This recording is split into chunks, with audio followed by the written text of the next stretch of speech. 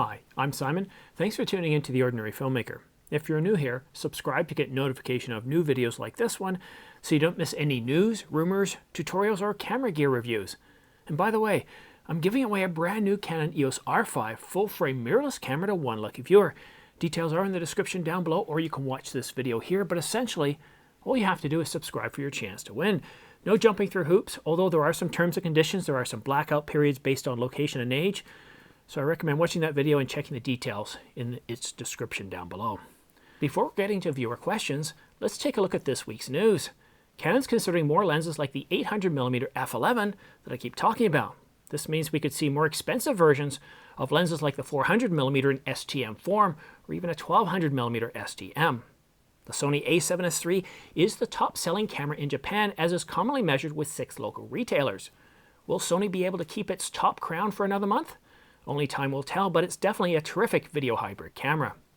The Canon C200 Mark II will be announced in Q1 and will come with a unibody design. It's a strange cross between the C70 and the C300, as Moving Matt pointed out, but it does share the same processor as the C300. But as always, it's still a rumor, and, well, the rumor was light on specifics. And last up, Canon will finally release a high megapixel R system body in early 2021. It will be based off the R5 but offer some subtle differences in architecture, be capable of 90 megapixels, and offer in excess of 300 megapixels in pixel shift mode. Looks like we're going to need one of those M1 Max or a couple of them to be able to edit those photos. Now for more information, I recommend watching this video. And now to viewer questions. John wants to know more about the rumored R1. John asks, any more news on the R1, or whatever the mirrorless replacement of the 1DX2 will be called? Now, sadly, John, since we got those rumors back, I guess it's almost about a month now, things have been very quiet. I was really expecting by the end of November to get some sort of development release from Canon. They did so with the 1DX Mark II, but nothing. And do I expect anything in December? Well, December things start to heat up. Maybe not right now, but as we start to get into January, we've got CES, and then we kick off another full season of cameras. And we're expecting a lot to happen this year. We're expecting to be getting a mirrorless version of the Nikon D6 in the first quarter. We're expecting to get the Sony A9 refresh. So I would be surprised if Canon didn't come out with a mirrorless version of the R1 or announce it relatively soon. So I'd expect to see some more rumors coming up soon. Just as we did with the R5, some of the rumors are really good. They're very accurate. Others, it's really hard to tell. And when the R5 first came out, the first rumor, it was very, very detailed. It was very, very specific, which kind of led me to believe that this was getting leaked directly from Canon's marketing department, as is the case sometimes. But at this point, it's really hard to tell what's going to be in the R1, other than it's going to be, well, we're getting a mirrorless version of the 1DX Mark II, and it's most likely going to be called the R1 because Canon has pretty much set up their naming convention. We've got the R5, we've got the R, we've got the RP, we've got the R6, and the R and the RP were kind of one-off, so that's why they don't have a number designation, but I'd expect this new mirrorless flagship camera to be called the R1. But as soon as we do have more information, I'll let you know, so make sure you click subscribe along with alert, click the bell icon for all notifications, and then as soon as I put out a video, you'll know as soon as I do.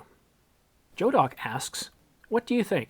Is the R6 1080 sharper than the M50 1080? Good question. As I don't have either of those cameras, I'm going to turn this one over to the village mayor. Mr. Mayor?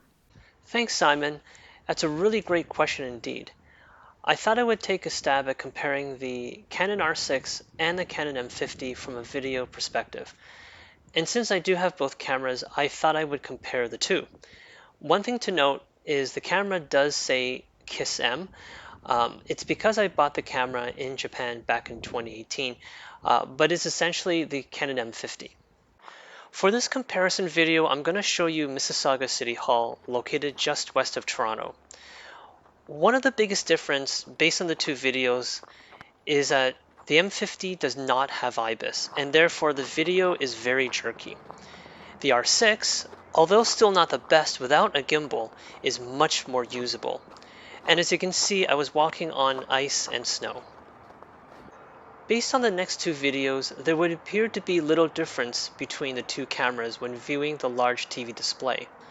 However, if you look at the text on the screen carefully, the R6 does appear to be sharper, and the M50 is a tad blurry. Now, since the lenses attached to the R6 and M50 both have minimum aperture of 2.0 and 1.8, they would do relatively well under nighttime conditions for video. As shown in the two comparison videos, that seems to be the case. However, it appears that the M50 is not as sharp and appears to be a little darker. The R6, on the other hand, is sharper and you can see a lot more detail and is brighter. With the autofocus being really good on the M50 and R6, any differences would likely come down to the lens itself. Now, I do feel like Gordon Lang when I'm bobbing my head like this back and forth just to do this test. So the first up is face or eye autofocus. Now, if you look at the M50, surprisingly, it is flawless and it is quick. This is the reason why the M50 was one of the most popular and best vlogging cameras in 2018 and 2019. Now, for the R6, surprisingly, it had a really tough time focusing on my face, which I heard the RF 35mm native lens is known to be a little bit slower, with a lot of focus breathing, but has no problems, however, when focusing further distances. Here is another example, this time using the text on a permanent display board as comparison. The R6 struggled to focus on the text, but instead focused on the floor. But setting the focus on the tall building was no problem. However, the M50 did an amazing job, focusing a full 2 seconds faster, even though the floor was also in the shot. So this is the first time I've compared the video quality for the two cameras that I own. For 1080p, the M50 does a great job, even though it's almost 3 years old. However, the video quality is not as sharp compared to the R6. Further, nighttime video is also a bit dark, and cranking up the ISO on the M50 is generally not recommended due to the intense noise. Also, the M50 does not have IBIS, so when walking on gravel or ice, it might become a problem. However, with the M50 on sale right now, in advance of the Mark II, the M50 really is a great deal. The R6, on the other hand, is really good because it does have IBIS if you really need it.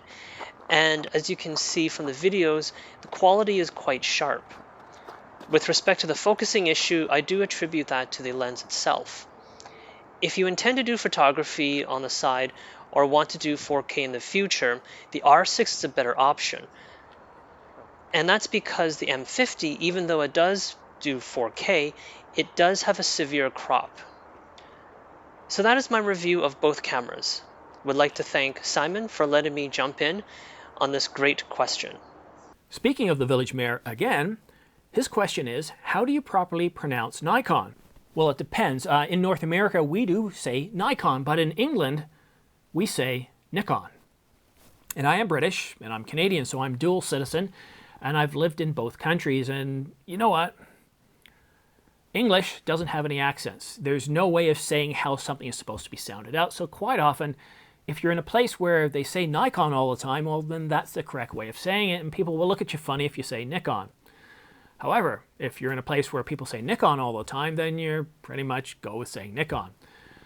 I don't think Nikon matters one way or another as long as you're buying their cameras. But good question, nice soft question, Village Mayor. Paul Edwards tosses another soft question. As you're now closing your videos with, and on that bombshell, is that a reference to the program you regularly mention, Top Gear? Yeah, it is actually. It's a bit of an homage to that show. I started watching that show probably back when I was 37. I don't know how many, I think they were in Series 7 at the time, or Season 7 in North America.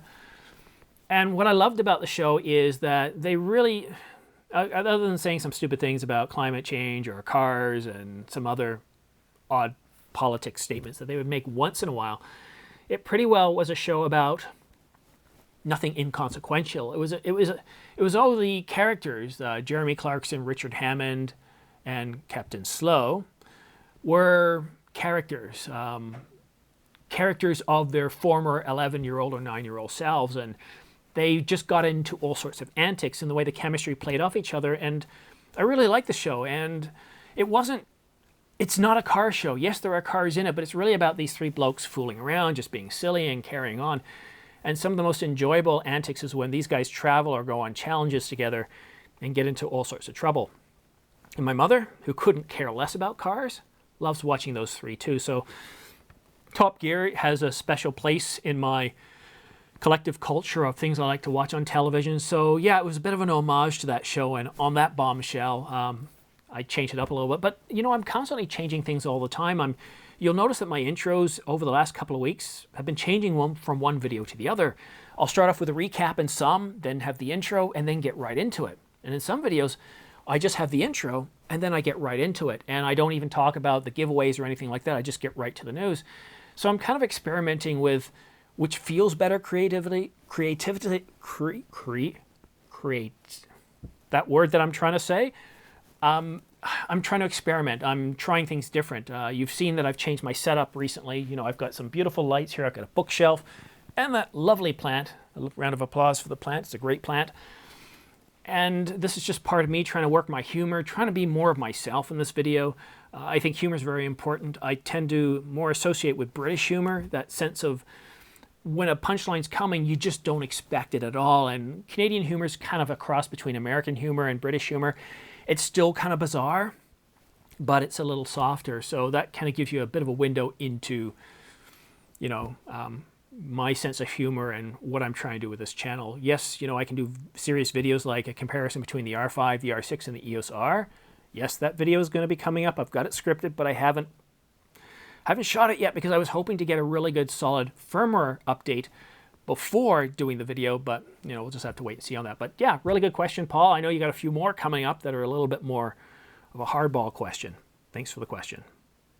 Nick asks, what are the three most versatile lenses for an ordinary filmmaker? This is a really good question. Now, I've had questions very similar to this in the past, but you added another adjective in there, and that was versatile. You know, I've got to say that the 24-105 f4 is going to be one of the most versatile lenses. What I love about this, first of all, is that it's compact, it's light, it travels very, very well. It gives you a lot of those focal lengths, like 24 millimeters, 50 millimeters. You can figure out 35 millimeters, 100 millimeters, 80 millimeters. And yes, it is an f4. It's not the greatest for portraits, but it does really, really well if you're doing food photography. And if you put an ND filter on it, then you can, you know, you can expand the capability of that lens. And I think as an overall general purpose lens, it's very, very versatile. But a big negative about that lens that most reviews won't tell you about, it doesn't teach proper videography. It creates a sense of laziness. I feel like grabbing my 70D here, but when you are trying to film your subject or shoot your subject, and a lot of us, when we're starting out, we've got our zoom lens. Oh, it's not, so let's zoom in so we get the subject framed properly, and that's pretty common. But that teaches us to be lazy, and that's where I think a nifty 50 comes in. Whether you're spending $3,000 on the RF 1.2 or the $100 version of the EF version, for which is a 1.8, this is a terrific lens because it forces you to move to frame the subject. And that's very important. So as you move towards your subject, you're changing the depth of field. Even if you're, for example, shooting at f4, if you get up really close to your subject, it's going to blow out the background a whole lot more than if you move back a few feet. And so I think that prime lenses like the Nifty 50, and I highly recommend the Nifty 50 because if you look at the price, especially starting out, you're looking at used, you can get them for under $100. You can see them on sale for $100 or less. But new, they're pretty cheap, and even the RF version that's coming out is going to be pretty cheap as well. I think it's going to list at $199, and I think it's a terrific lens. It takes the mistakes from the zoom lens of, you know, using the zoom to frame the subject, and it forces you how to actually properly frame subjects. So it's not as versatile as the 24-105, but it helps correct some of the negatives. And as far as a third lens, you know, I'm gonna go with this guy here. And I know some of you are thinking like, oh my God, Simon, get off the 800mm. What are you talking about? It's a super telephoto. It is. But you see, I'm always talking about outcomes. And one of the biggest outcome of that lens, the 800mm, is especially in these winter months, it's got me going outside more. It's got me shooting wildlife. It's got me shooting astrophotography. Last night, I actually went outside. Where's the tripod? Do I have it close by here? Oh, here it is. Remember this Ulanzi? This is a tripod for smartphones or lightweight compact cameras. Not for an R5. It's not designed for that. It doesn't have, well, they say it's for smartphones and compact cameras, so it's obviously not built for the weight. It doesn't have enough controls.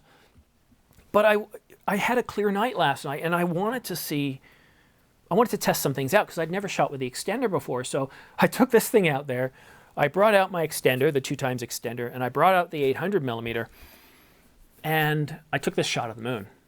It's not bad. It's not great, and the reason why it's not great is it was about 8, 9 o'clock in the evening, and the moon wasn't very high in the sky. And when you're shooting at the moon or any celestial object, and you're basically going along the horizon, anywhere from like this angle to about here, you're cutting through a lot of atmosphere, and so you tend to get a lot of heat. What do you call it?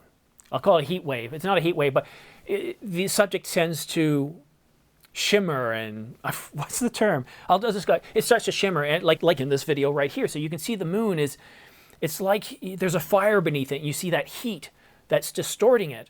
And so the video isn't the best. Now, if you look at my video from the summer, you can see I don't have that problem because the moon was much higher in the sky. So when you're shooting celestial objects, you want to shoot when they're a lot higher in the sky, and that way you get less distortions due to heat rising.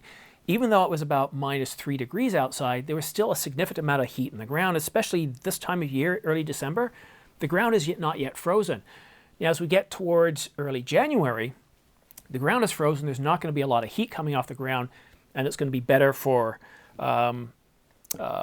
getting that sort of astrophotography. But why I say it's versatile is it opens up other doors for me. It opens up other avenues. It gets me doing bird photography, for example. So if you take a look at these shots that I shot earlier this week, I bought a bird feeder knowing I was getting the 800mm, and I put it up there about 3 or 4 weeks ago to get the birds ready. So yesterday, just as I was eating my lunch, all of a sudden I noticed a cardinal show up. So I quickly ran outside. My lens was already ready to go, and I started snapping away. And I got some great shots of male and female cardinal. Then after being outside for a short little while, after like 30 seconds, they flew off. And almost immediately, like a flock of swallows came in. And at one point, there was like 8 of them on this bird feeder, and it was just very dynamic. I shot in slow-mo, and I'm glad I did because it kind of showed off the personalities more of these guys. And then right below them were a bunch of these doves, and I shot a few of them on the ground, and then I got this terrific shot of them in the tree. And so a lens like this, while it's not as versatile as the 24-105 or the 50mm, if you're not a landscape photographer, a wildlife photographer or an astrophotographer, this will start to get you to look at your camera differently. It'll start to open up other capabilities, and you'll start to become a more rounded individual. So the 24-105 is great. It's good for traveling. It's good for pretty much everything. You can do portraits and landscapes, all sorts of different scenarios, but it's not going to be great in any one of them. And it's got a great zoom on it, and if you shoot in cropped mode, photo or video, well, then you're able to punch in a little bit more instead of getting the 24-240, which is weather sealed. And then you look at the 50mm, a great portrait lens that teaches you how to frame your subject properly. And then the 800mm or 600mm, a super telephoto lens that has you looking up and thinking a little differently. So really good question, Nick. Jodoc asks, can I use LUTs without a log profile? So I think what Jodoc is asking here, if you're not shooting 10-bit video or shooting with log, can you use LUTs? And you definitely can, because all LUTs are is they're lookup tables, and they take video that you have and they change it based on the information in that lookup table. Now, if you're not shooting log footage, whether it be S-log, C-log, whatever it is, you might find that the LUT might be a bit too strong, but this is where you can tune in how strong it is. So in Final Cut Pro, I can choose to be 100%, or I can bring it all the way down. And actually, this is what I did when I had my Canon 70D. I wanted to create certain effects, and LUTs were one of the quickest way to do that. So yeah, you can definitely apply it, but you're going to have to fiddle around with the strength of the LUT and not maybe make it full strength. But yeah, you can do it. It's another creative outlet, Jodoc. Another question from Paul. Paul asks, you mentioned shooting in crop mode with the 800mm lens. Is this to save time in production? Is it the same effect as shooting in full sensor mode and then cropping it in production, or am I missing something?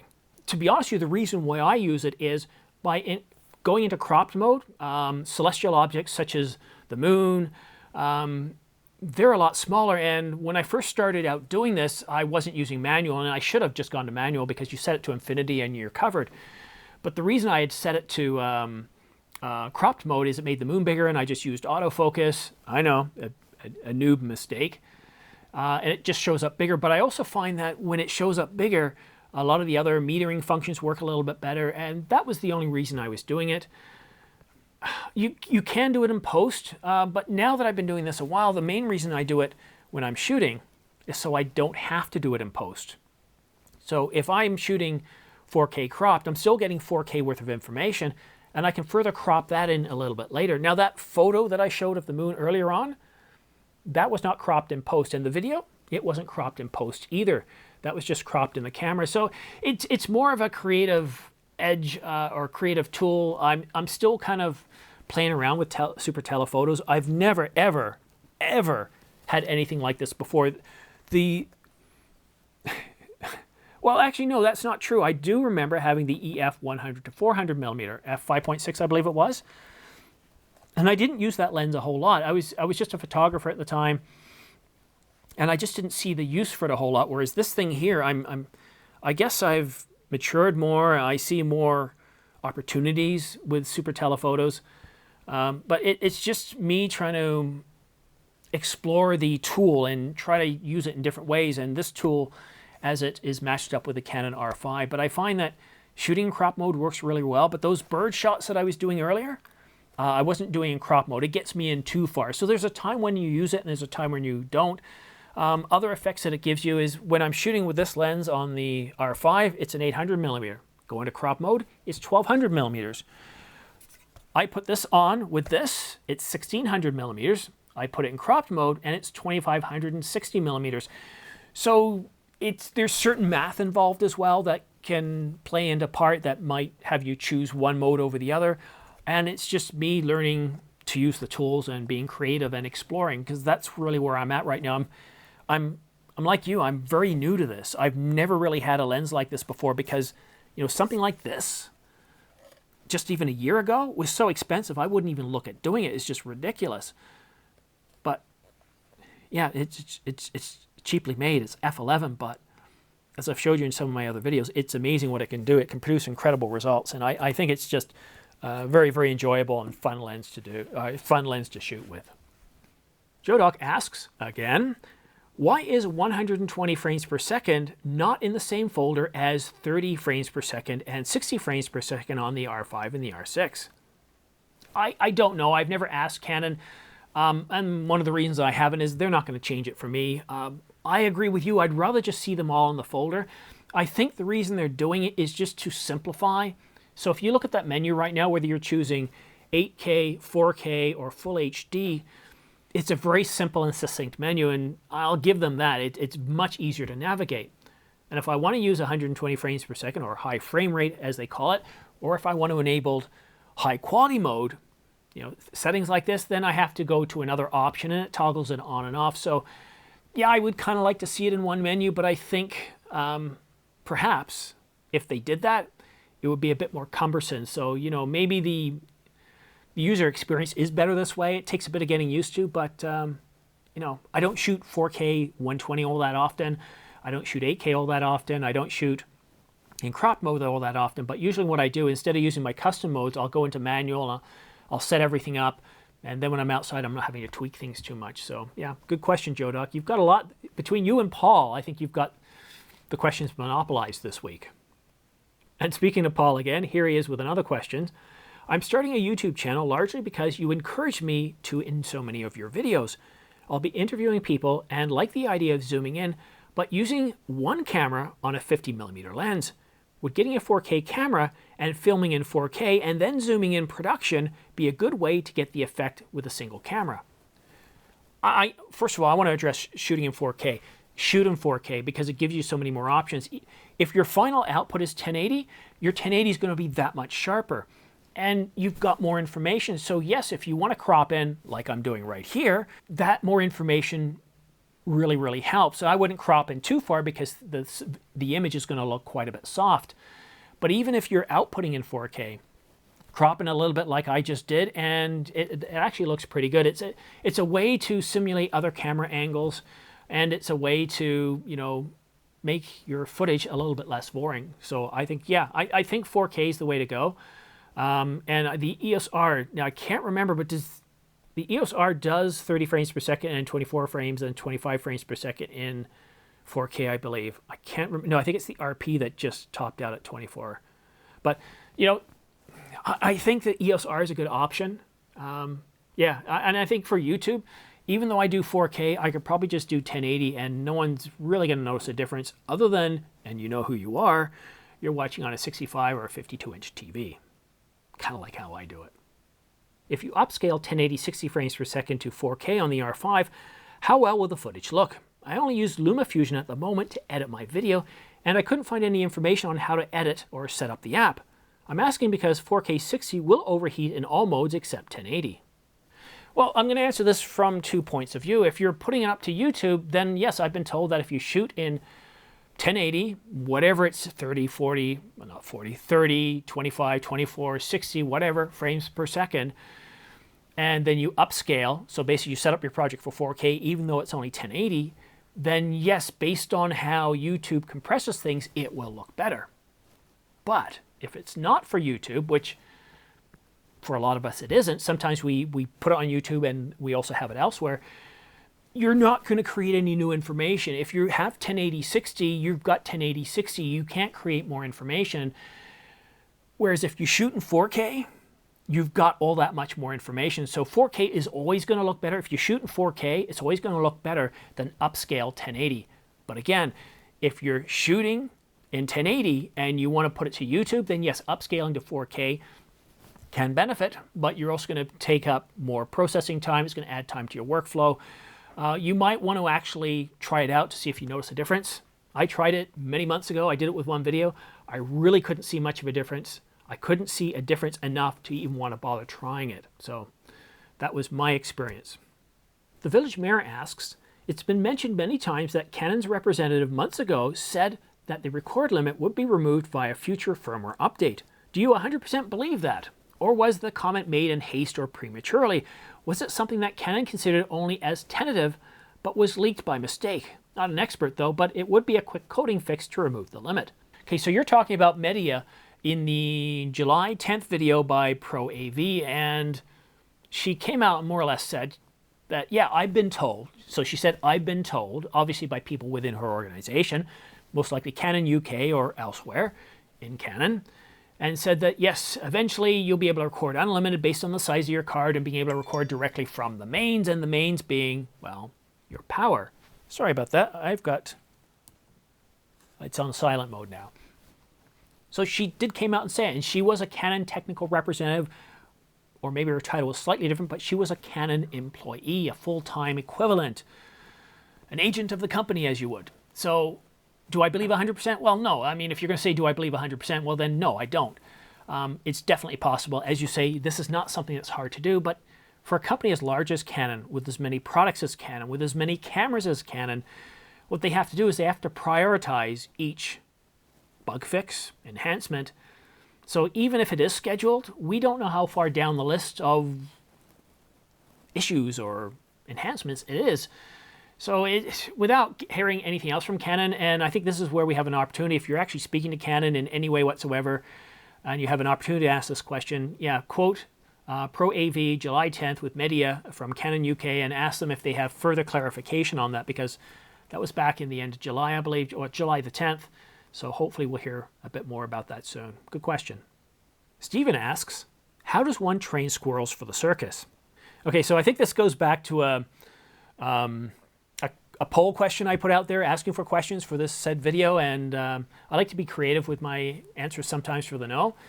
Like most creatures, squirrels are quite easy to train. Now, the village mayor, Mr. Mayor, said that, well, they love acorns, or was it Somebody else who said they love acorns.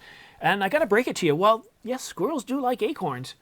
They love peanut butter so much more. If you're trying to trap, or if you're trying to train, if you're trying to get the attention of any rodent, peanut butter is the way to go, especially a nice sweet peanut butter. So it's just a matter of providing them food on a daily basis. You bring them food in on a daily basis, and then they get closer and they get closer, and then you start to show up, and then you put the food out there, you get them used to being around you, and it can take weeks, it can take months before they finally feel comfortable, and then they can eat out of your hand, and then the training starts to come into full force. And again, training, well, if you want them to do something like stand up, you hold the food item up, and then they stand up and they get the reward. So there's many different ways of training squirrels. There is also a secret military program where they put on these hats, and they have this kind of brainwashing thing where they teach squirrels how to do things, but I can't really talk about that too much. Oh, God. Yes. And our last questions come from Shola. In a recent refurbished Canon RP deal of $678, if one wants to go full frame with Canon for, say, a 7D Mark II, or should they wait for a more capable yet slightly cheaper RF mount from Canon? Well, I will never tell you what camera to get. I'll always say, you know, identify the capabilities you want or outcomes that you expect to get from a camera. So, for example, a lot of people say, well, I want 4K. I want 4K 30, I want 4K 60, but that's not an outcome. That's a resolution and frame rate. When I was looking at my R5, and this goes back a year ago, I wanted a camera that delivered sharp, detailed, color-accurate 4K video. And that's different. So now I'm saying I don't just want 4K video, but I want it to be sharp. I want it to be detailed. And that's a whole lot harder to deliver, and that's an outcome that I truly appreciate, which is what I get with this R5, is what you get with the Sony a7S III, both really, really solid cameras. So do that first, come out with the capabilities that you want, but now what I can talk to you about is what is supposed to be coming out in 2021. So we got the R and the RP, and I stand by that these were one-off cameras. Now we will see other low-price cameras that are designed to overshadow these two cameras. And we're going to see low-price camera cheaper than the EOS RP, probably starting in and around $899 or less. Most likely, this is not going to be for a lot of people. They're going to take things like the EVF and move it as a separate attachment. They're going to take things away so that they can give you a truly entry-level camera. It's not going to be a bad camera. It's entry-level. And then there's going to be something between something like the EOS R's current price and the R6 that'll sit in between, and it's going to offer quite a bit more capability, but maybe not as much capability as the R6, maybe not as much in photo mode and video mode. I certainly hope that they take away with the deal with the overheat, because in my view, 2020, 2021, you shouldn't have overheating in 4K 30 or 24 or 25. When are we supposed to be getting these cameras? Well, they're supposed to be in the first half of 2021. But it's, you know, any dates that we get, these are dates that we hear rumored, that's what's spoken from people within Canon. But things can change, and they can change right up to the last minute. Until something is actually announced, things can change. And today, even though when things are announced, how many times has Canon done a keynote, said these will be available by this date, and then we get closer to that date and they push it. So all I can tell you is that within the first half of 2021, we're going to see more options. So if you've got time, then wait, see what these cameras have to offer. But yeah, I think the EOS R is a very, very solid camera for video and stills. I mean, it's a much stronger stills camera.